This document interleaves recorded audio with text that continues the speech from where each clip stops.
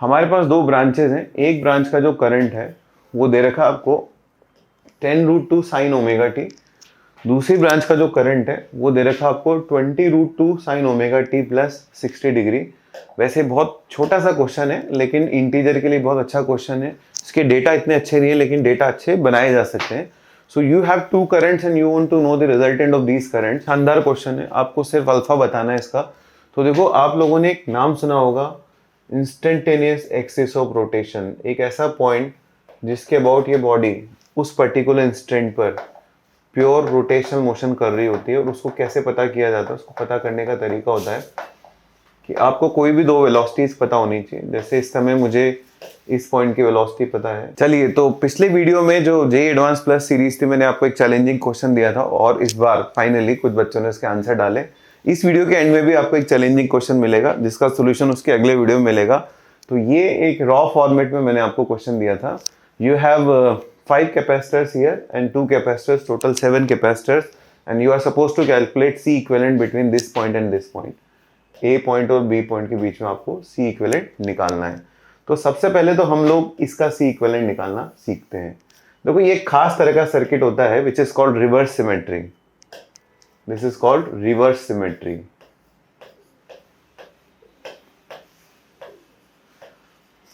ये एडवांस में पहले भी पूछा जा चुका है, फिर आ सकता है। वैसे इसका मैं आंसर बता दूं, इसका आंसर होता है C1 इंटू, जैसे मान लीजिए ये वाला कैपेसिटर आपका C1 है, ये वाला C2 है, तो ये वाला C2, ये वाला C1 और ये वाला C3 होगा। तो इसका जो रिजल्ट होता है, जो हम डिराइव भी कर देंगे, इसका रिजल्ट होता है C1 into C2 plus C3 plus C2 into C1 plus C3 divided by C2 plus C3 plus C1 plus C3। मैं आपको इसके ट्रिक भी याद करवा देता हूँ कैसे याद किया जाता है। सो दिस कैपेसिटर, फर्स्ट वाला capacitor multiply by this plus this, ठीक है, C1 into C2 plus C3 plus C2 into C1 plus C3। और ये जो ब्रैकेट में अपन ने लिखे हैं, इन दोनों को जोड़ के वापस यहाँ पे लिख देना है। तो इससे आपको इसका सी इक्विवेलेंट मिल जाएगा। तो एक बार एक काम करते हैं, पहले आंसर निकाल लेते हैं। So this will become C1 यानी 3 multiply by C2 plus C3 which is 10 plus C2 यानी कि 6 multiply by C1 plus C3 यानी कि 7 divided by 17। So this comes out to be 30 plus 42. 30 plus 42 which is 72 divided by 17. ये जो C equivalent है ये तो आ रहा है इसका, जो मैंने सर्कल किया है, और इन दोनों का जो C इक्विवेलेंट आएगा that will be 3. इन दोनों का they are in series, so it will be 3. So your final answer will be 72 divided by 17 plus 3। ये मेरा आंसर है। आप एक बार वेरीफाई और कर लेना, कोई कैलकुलेशन एरर तो नहीं। लेकिन आता कैसे है अगर हम इस पे डिस्कशन करें, तो let's draw the circuit again. I have 3 here, then 6 here, 6 and 3 and then 4। देखो, इसमें क्या होता है कि जितना चार्ज यहाँ से फ्लो करता है, the same charge comes out from this branch, and जितना यहाँ से फ्लो करता है उतना ही यहाँ से बाहर आता है। इसीलिए इसको बोलते हैं रिवर्स सिमेट्री। रिवर्स सिमेट्री मतलब there is a symmetry but in reverse direction. So whatever charge is entering here, the same amount of charge will come out through this capacitor. Similarly, whatever charge is entering here, the same amount of charge is going to come out from the other side. That's why it is a reverse symmetry. Now, how to solve it? I want to know, I want to find out the equivalent of this circuit. एक ऐसा equivalent मैं जानना चाहता हूँ जिसमें x plus y charge flow करवाया जाए, क्योंकि यहाँ पर टोटल चार्ज फ्लो हो रहा है x plus y, और उसमें उतनी ही एनर्जी इकट्ठी हो जितनी कि इस सिस्टम में इकट्ठी हुई है, उसमें उतना ही चार्ज फ्लो करे जितना कि इसमें फ्लो किया है, तो वो इसका सी इक्विवेलेंट कहलाएगा। So I want to know this C equivalent. अब देखो, एक चीज है, हम इसको कई और तरीकों से कर सकते हैं। मैं एक्स की वैल्यू और भी तरीके से निकाल सकता हूँ, केवीएल लगा के भी कर सकता हूँ। मैं आपको एक दूसरा सिंपल तरीका बताता हूँ. If this voltage is 0, this is V, this is 0, this is V. Let me assume that this voltage is some V dash and this voltage is V double dash. एक वोल्टेज को मैंने V dash मान लिया, एक voltage को मैंने V double dash मान लिया. अब देखो ट्रिक, देखो इसमें ट्रिक क्या है. जितना पोटेंशियल यहाँ ड्रॉप होगा एग्जैक्टली उतना ही पोटेंशियल यहाँ भी ड्रॉप होगा. क्यों? क्योंकि यहाँ पे एक चार्ज फ्लो करके इस कैपेसिटर के थ्रू आ रहा है. This charge is x, this is minus x. So potential difference between this point and this point is actually x by 3. Similarly, potential difference between this point and this point is also x by 3. तो मैं ऐसे बोल सकता हूँ कि यहाँ से यहाँ पर आने में पोटेंशियल का जो इंक्रीमेंट हुआ है वो v डबल प्राइम हुआ है. तो सिमिलरली यहाँ से यहाँ जाने में जो पोटेंशियल का इंक्रीमेंट होगा that will B v double prime. So v prime is nothing but v minus v double prime. Why? Because this potential difference is v double prime. This is also v double prime. There is a decrement of v double prime. Similarly, here is a decrement of v double prime. तो मैंने क्या किया, v prime जो है ना, जो मेरे लिए अननोन था, उसको रिवर्स सिमेट्री की मदद से सीधा गायब कर दिया. Now I can find out this v double prime by applying KCL here. हर तरफ से आने वाले चार्ज को जोड़ के जीरो कर देते हैं. तो इधर से आने वाला जो चार्ज होगा that will be v double prime multiply by 3. V double prime is the potential difference into 3 plus इधर से जो जाने वाला चार्ज होगा that will be 0 minus V plus V double prime into 6 plus इधर से ऊपर जाने वाला जो चार्ज होगा that will be 2V double prime minus V multiply by 4. Solve करके आप V double prime की वैल्यू निकाल सकते हैं. It will be some constant times V. I am sure वो कांस्टेंट आप ढूंढ लोगे. So it is going to be some constant times v, right. अब देखो मैं आपको इसके आगे सॉल्व करके नहीं दिखा रहा हूँ, आपको आइडिया दे रहा हूँ करना कैसे है. तो आपने v डबल प्राइम की वैल्यू निकाल ली, तो क्या x की वैल्यू निकाल सकते हो आप. तो x मतलब ऊपर वाला जो चार्ज है वो होगा v double prime multiply by v double prime multiply by v नहीं, v double prime into 3. We already knew v double prime is alpha v, so it is alpha v into 3. Alpha वो number है जो यहाँ पे आने वाला है, जो आप इसको सॉल्व करके निकाल लोगे. सिमिलरली अपन y निकाल सकते हैं.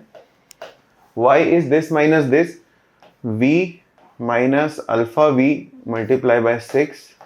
I know y also. So I can say x plus y, which is alpha v into 3 plus v into 1 minus alpha into 6. This total is x plus y is equal to c equivalent multiply by v. सब जगह v से v cancel हो जाएंगे और आपके पास जो बचेगा वो बचेगा c equivalent. ठीक है. अगर आपने सारी चीजें वेरिएबल में करी c1 c2 c3 c4 जैसे कि मैंने आपको बताया था, इधर सारी चीजें अगर आप वेरिएबल में करोगे तो फाइनली रिजल्ट आएगा, which is a very beautiful result. And interesting thing is if you have r1 r2 r2 r1 and r3 then the same result is valid for resistance also. यानी कि अगर यहाँ पे कोई रेजिस्टेंस होता 3 ओम 6 ओम 4 ओम 6 ओम 3 ओम, तो आप डायरेक्टली इससे आर इक्विवेलेंट भी निकाल सकते थे. So this is a very beautiful concept which can be used anywhere. कहीं भी आप यूज कर सकते हो. तो ये था बच्चों पिछली बार का हमारा चैलेंजिंग क्वेश्चन. अब हम आगे बढ़ते हैं, इस बार के क्वेश्चन पे चलते हैं. I have picked this question from current alternating current and where you have 2 branches. आपको शायद डायग्राम क्लियर नज़र नहीं आ रहा, फिर भी मैं आपको समझा देता हूँ एक बार. यहाँ पे हमारे पास 2 ब्रांचेज हैं. एक ब्रांच का जो करंट है वो दे रखा आपको 10√2 साइन ओमेगा टी. दूसरी ब्रांच का जो करंट है वो दे रखा आपको 20√2 sine omega T plus 60 degree. वैसे बहुत छोटा सा क्वेश्चन है लेकिन इंटीजर के लिए बहुत अच्छा क्वेश्चन है. इसके डेटा इतने अच्छे नहीं है लेकिन डेटा अच्छे बनाए जा सकते हैं. So you have 2 currents and you want to know the resultant of these currents. So one current is 10√2. The amplitude of one current is 10√2. Its phase is 0. At t is equal to 0, it is 0. For the other current, the phase is 60 degree. So it is 20√2 and the angle is 60 degree. आपको इसका resultant निकालना है. We have already learned this art of solving sinusoidal equations. तो इसको अपन superposition से solve कर सकते हैं. Directly net current का peak value निकाल सकते हैं. That will be under root this square plus this square plus 2 into this into cos 60 degree. So 100 में काम करता हूँ क्योंकि 10√2 दोनों में कॉमन है. तो 10√2 तो मैं पहले से ही बाहर निकाल लेता हूँ, ठीक है। तो अंडर रूट के अंदर देखो क्या बचेगा, 10√2 बाहर जाएगा, this will be 1 square, this will be 2 square plus 2 into 1 into 2 into cos 60, 1/2 से 2 कैंसिल हो गया। सो दिस इज बेसिकली 10√14, लगभग 37 एम्पियर के आसपास ये आएगा, इसका पीक वैल्यू 37 पॉइंट समथिंग। तो इंटीजर के लिए शानदार क्वेश्चन है। तो बाई चांस यहाँ पे √7 बन गया, लेकिन अगर रूट में कुछ अच्छा होता तो एक बहुत अच्छा क्वेश्चन बन सकता था। इसका हो सकता है कि इंटीजर में वो x पूछ ले, इसको x बना दे, x की वैल्यू पूछी जा सकती है, x विल बी 14। तो एक बहुत अच्छा क्वेश्चन है। अगर आपसे कोई रिजल्टेंट करंट का फेस पूछे या रिजल्टेंट करंट की इक्वेशन पूछे, तो you will require this phi, where phi is tan inverse 20√2 sin 60 लिख देते हैं, divided by 10√2 plus 20√2 cos 60।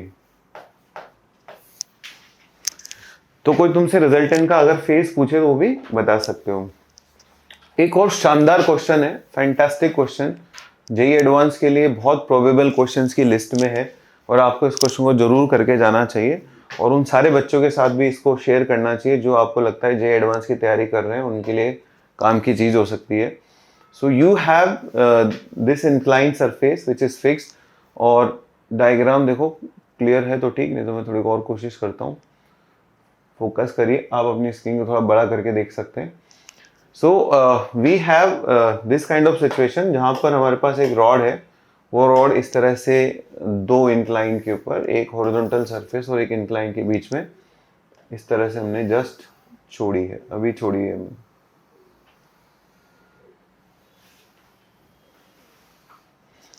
Okay, this angle is given to me 30, this angle is given to me 60, ये 30 ये 60, तो ये हो जाएगा भाई साहब 120, तो ये वापस से हो जाएगा 30, so this is 30 and this is also 30 degree.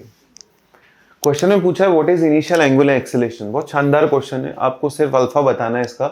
तो देखो, आप लोगों ने एक नाम सुना होगा, इंस्टेंटेनियस एक्सिस ऑफ रोटेशन, एक ऐसा पॉइंट जिसके अबाउट ये बॉडी उस पर्टिकुलर इंस्टेंट पर प्योर रोटेशनल मोशन कर रही होती है। और उसको कैसे पता किया जाता है, उसको पता करने का तरीका होता है कि आपको कोई भी दो वेलोसिटीज पता होनी चाहिए। जैसे इस समय मुझे इस पॉइंट की वेलोसिटी पता है इधर, और इस पॉइंट की वेलोसिटी होगी इधर।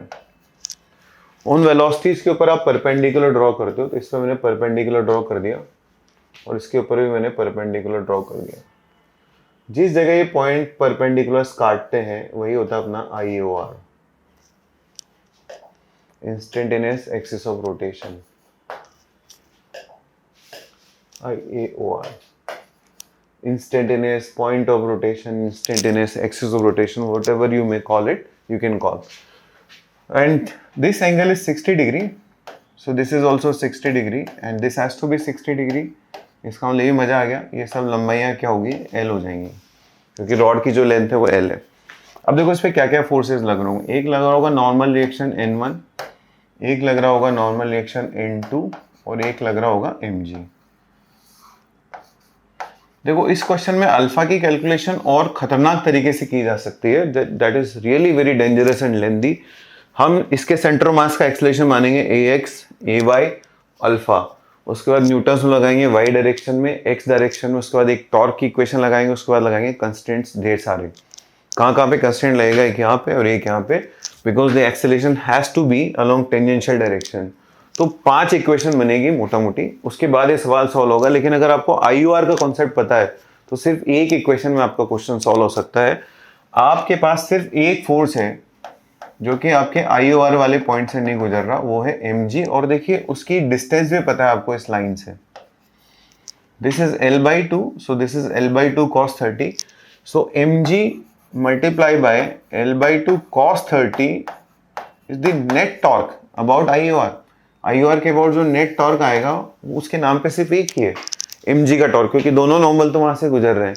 That should be equal to I कैसे लिखें उसके अबाउट, तो हम लोग पैरेलल एक्सिस थ्योरम लगा के I लिख सकते हैं। सेंटर ऑफ मास से गुजरने वाले एक्सिस के अबाउट जो I होता है वो होता है ml² डिवाइड बाय 12। और यह ये वाले डिस्टेंस l है, so this distance is l cos 30. l cos 30 means m into l square cos square 30 which is 3 divided by 4 multiply by alpha. checkmate, you just solve it, you will get this answer 3√3 g divided by 10l. तो देखो कितना आसानी से आपको alpha मिल सकता है अगर सिर्फ अल्फा निकालना है तुम. अब बात आती है कि मान लो मेरे को इसके सेंटर ऑफ मास का एक्सेलेरेशन भी चाहिए, x वाला y वाला, तो मैं कैसे निकालूं. तो देखो इसके सेंटर ऑफ मास का एक्सेलेरेशन कुछ मान लेते हैं. ऐसे मान लेते हैं कि सपोज करो इसका जो x वाला एक्सेलेरेशन वो ax है और जो y वाला एक्सेलेरेशन है वो ay है. अब इस पॉइंट पे आते हैं. इस पॉइंट पर एक एक्सेलेरेशन तो होगा ax, एक एक्सेलेरेशन होगा ay और एक एक्सेलेरेशन होगा रॉड के perpendicular alpha multiply by l divide by 2. Now there is a constraint कि इस पॉइंट का जो नेट एक्सेलेरेशन है हॉरिजॉन्टल में होना चाहिए. इसका मतलब इसका जो y वाला कंपोनेंट है अल्फा l बाई 2 का, जो कि हम ढूंढ सकते हैं. This angle is 60, so this has to be 30 degree. So I can write alpha l by 2 cos 30, alpha l divide by 2 cos 30 is equal to ay. इसका मतलब अब मैं सेंटर मास का y वाला एक्सेलेरेशन निकाल सकता हूं यहां कंस्ट्रेंट लगा के. सिमिलरली सेंटर मास का x वाला एक्सेलेरेशन निकाल सकता हूं यहां कंस्ट्रेंट लगा के, या फिर एक और तरीके से डायरेक्ट निकाल सकता हूं. इस पॉइंट पर बैठ करके मैं देखूं तो सेंटर मास एक सर्कल पे चल रहा है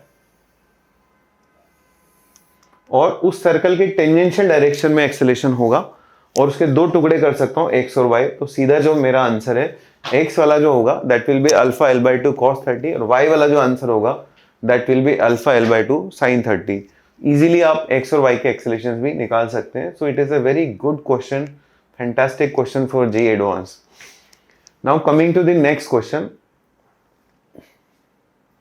ये हमारा तीसरा क्वेश्चन है इसका वीडियो का और चौथा मिलेगा आपको एक चैलेंज, उसका सोल्यूशन आपको मिलेगा नेक्स्ट वाले वीडियो में.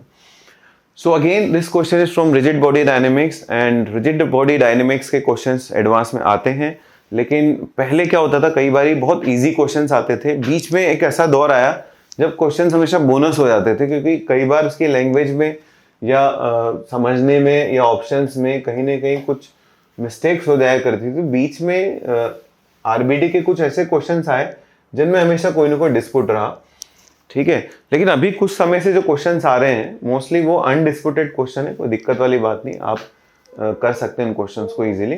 ये भी उसी टाइप का क्वेश्चन है. यहाँ पर दो रस्सियां हैं, एक और दो. हमने इस वाली रस्सी को काट दिया. तो जैसे हम इस वाली रस्सी को काटेंगे, काटने के तुरंत बाद हमको बताना है tension in this string. Very nice question, शानदार क्वेश्चन है. देखो इसमें एंगल भी थीटा दे रखा है, तो ऐसे कई सारे वैल्यूज हो सकती है थीटा के. जैसे एक क्वेश्चन होता है जिसमें इस तरह से रस्सियां बांधी होती है और फिर रस्सी को काटते हैं. तो आप देख सकते हैं उस केस में हमारा जो थीटा वो कितना है 90. इसका मतलब इसमें 90 डिग्री रख दें अगर हम लोग तो उस वाले का रिजल्ट आ जाएगा. ठीक है, तो कुछ भी हो सकता है रस्सी ऐसे बांध दी जाए,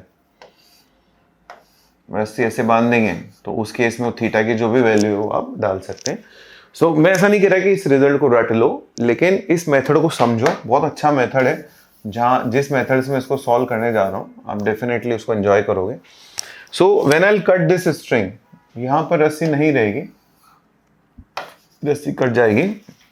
अब देखो क्या क्या फोर्सेस लग रहे होंगे. एक लग रहा होगा टेंशन, एक लग रहा होगा mg. सेंटर ऑफ मास के पास क्या क्या एक्सेलेरेशन होंगे. एक एक्सेलेरेशन एक्स डायरेक्शन में होगा, बिकॉज यहाँ पर आप देख सकते हैं टेंशन का हॉरिजॉन्टल कंपोनेंट्स को एक्स में एक्सेलेरेट कराएगा. एक वाई में होगा. along with that it is going to have some alpha. so there are 4 variables. अगर हम उलझे तो वेरिएबल्स हो जाएंगे 4. हमारे को इक्वेशन बनानी पड़ेगी 4. तो कोशिश कर रहा हूं कि कम इक्वेशन से अपना काम चल जाए और उसके लिए चाहिए थोड़ा सा हमें चालाकी ये है कि ये वाला जो पॉइंट है देखो, इसका इधर की तरफ कोई एक्सेलेरेशन नहीं हो सकता. क्यों नहीं हो सकता? क्योंकि रस्सी है, रस्सी की लेंथ होती है कांस्टेंट. इसका मतलब इस पॉइंट का एक्सेलेरेशन अगर होगा तो इधर ही होगा. नेट एक्सेलेरेशन इस पॉइंट का इधर ही आना चाहिए. ठीक है, अब इसका जो भी नेट एक्सेलेरेशन है, अब थोड़ा सा उसके बारे में सोचते हैं. उसका जो x कंपोनेंट होगा वो क्या होगा और y कंपोनेंट होगा वो क्या होगा. ठीक है, हम देख सकते हैं कि अगर इसका नेट एक्सेलेरेशन ने a मान लिया तो इसका जो x कंपोनेंट होगा that will be a sin theta. a sin theta should be equal to ax. ये चीज क्लियर होगी यहां से कि a sin थीटा किसके बराबर आ जाएगा, ax के. काम में लेंगे अभी. बहुत बढ़िया. अच्छा, अब देखो एक और इंपॉर्टेंट बात. इस पॉइंट के पास जो एक्सेलेरेशंस हैं उनमें एक तो हो गया ax का हिसाब तो मैंने कर दिया. एक इसके पास अल्फा l/2 भी होगा और एक इसके पास ay भी होगा. सो a का उधर वाला कंपोनेंट होगा a sin थीटा, इधर वाला क्या होगा a cos theta. So I have one more equation, a cos theta is equal to ay minus alpha l/2. ये मेरी दूसरी इक्वेशन होगी. अब घूम फिर के मुझे लग रहा है 3-4 इक्वेशन तो बनेगी क्योंकि वो क्वेश्चन ही इतना प्यारा है, इंटरेस्टिंग है. अब आप देख रहे हो मैंने एक और इंट्रोड्यूस कर दिया a. वैसे मैं सारे आंसर्स ना a की टर्म में ले जाना चाह रहा हूँ, बट ठीक है, हमें तो t चाहिए. तो खैर इसका एक्सेलेरेशन मैंने a मान लिया. कंस्टेंट अल्टीमेटली बाद में लगाना पड़ता है आपको, तो पहले लगा लिया. a का इधर वाला कंपोनेंट ax, a का इधर वाला कंपोनेंट जो है वो होगा ay minus alpha l/2. Now I am going to apply Newton's law on this system. So I can write mg minus t sin theta is equal to m times ay. और जो ay ना उठा के यहां से यहां पटकने वाला हूं मैं. ay के लिए वहां से उठा के यहां पटक दूंगा तो मेरे पास क्या बनेगा देखना. This will become m times a cos theta plus alpha l divide by 2. अब हमारी इक्वेशन में देखो क्या क्या आके फंस गया है. a और अल्फा और एक t, तीन चीजें फंस गई हमारी इक्वेशन में. ठीक है, और देखते हैं हमारे पास और क्या क्या है. ax भी देखते हैं, हमारे पास ax जुगाड़ते हैं. देखो t cos theta is also equal to ax. तो भी कहीं जरूरत पड़ेगी तो उसको यूज करेंगे. So equation number 1, equation number 2, equation number 3 and equation number 4. अपन चाहें तो यहां से ax की वैल्यू को डाल सकते हैं इसमें. तो यहां से मुझे t मिलने वाला है a sin theta divided by cos theta. ठीक है, या फिर a बोल देते हैं. a मिलने वाला है a is t cos theta divide by sin theta. क्यों a की तलाश है मुझे, a यहां फिट कर दूंगा मैं. तो जैसे मैंने वहां a फिट किया, now a is in terms of t. Now I have to find out alpha. For alpha, I am going to calculate torque about this point. Which point? The best point is center of mass. I am going to calculate torque about center of mass. I hope it is visible to you. थोड़ा बड़ा और मोटा ले लेते हैं. Torque about center of mass. There is only one force which is creating torque about center of mass, and that force is tension. So I can write T sin theta multiply by L by 2 is equal to ml square divided by 12 into alpha. So I have alpha into L from I can replace alpha into L from here. जैसे उसको replace करूंगा वो भी किसकी terms में आएगा, t की term में. और अल्टीमेटली मेरे पास सिर्फ और सिर्फ t की टर्म्स में वैल्यूज बचेंगी. और जब मैं उनको सॉल्व करूंगा तो मेरी t की वैल्यू आएगी mg sin theta divide by 1 + 3 sin square theta. Equations आपके सामने हैं. सबसे प्यारी बात, सबसे इंपॉर्टेंट बात जो है वो है ये सारे कंस्ट्रेंट जो मैंने लगाए. ठीक है, तो मैंने इसका एक्सेलरेशन इधर माना, फिर उसका एक कंपोनेंट इधर किया, फिर y कंपोनेंट किया. I form these two equation, then this is a simple Newton's law and this is equation of torque. बस उनके साथ मैनिपुलेट किया. कोशिश तो मैं कर रहा था कि कम इक्वेशंस में काम चल जाए, लेकिन अल्टीमेटली मुझे भी 4-5 इक्वेशंस बनानी पड़ी. ठीक है, तो बहुत प्यारा क्वेश्चन है. आप इसको जरूर अपनी लिस्ट में रखिए, रिवीजन की लिस्ट में. Now coming to the next question. This is a challenging question for you, जिसका सोल्यूशन आपको नेक्स्ट वीडियो में मिलेगा. These are 3 blocks m1, m2 and m3. m1 is having 3 kg mass, m2 is having 2 kg mass, capital M is having 5 kg mass. This spring was in natural situation, natural length में थी. Spring constant is not given to you. We release this system. At a certain moment, it is observed that m1 is having a velocity 3 meter per second. कुछ बता नहीं रखा तो हम इसको आगे की साइड ही मान के सॉल्व करेंगे. वैसे तो उसके 2 रिजल्ट हो सकते हैं. तो इसकी वेलोसिटी 3 मीटर पर सेकेंड है. Find the kinetic energy of the system at this moment. तो t इक्वल टू 1 सेकेंड पर इसकी वेलोसिटी 3 मीटर पर सेकेंड बताई जा रही है. आपको सिस्टम की काइनेटिक एनर्जी बतानी है. आंसर बाई चांस मैंने लिख दिया, मैं छुपा देता हूँ. पर आपने देख लिया होगा इतनी देर में, कोई मतलब नहीं। चलिए, तो अगले वीडियो में आपको इसका सोल्यूशन मिलेगा और सॉल्यूशन के साथ आप इसमें कमेंट में डालिएगा तो ही आपको इसका सॉल्यूशन मैं बताऊंगा। अदरवाइज आपने अगर नहीं डाला, हो सके तो आप इसका फोटो भी अटैच करिए कि आपने कैसे सॉल्व किया। Okay, so good luck for your JEE advance. मिलते हैं नेक्स्ट वीडियो में। टच में रहिए, सारे बच्चों को बताइए जो आपके दोस्त हैं जो आईटी की तैयारी कर रहे हैं। और याद रखिएगा, इसी साल के क्वेश्चन नहीं, लास्ट ईयर के भी बहुत सारे जेईई एडवांस प्लस वाले क्वेश्चन हैं जो कि जेईई एडवांस में आने लायक है। तो सारे क्वेश्चन एक बार गो थ्रू कर लो जब भी आपको टाइम मिलता है, आते जाते जैसे भी आपको समय मिलता है। दो तीन क्वेश्चन डेली करेंगे तो जेईई एडवांस तक आप सारे क्वेश्चंस कर पाओगे जो कि मैंने यहाँ पे डाले हुए हैं। Okay, thank you.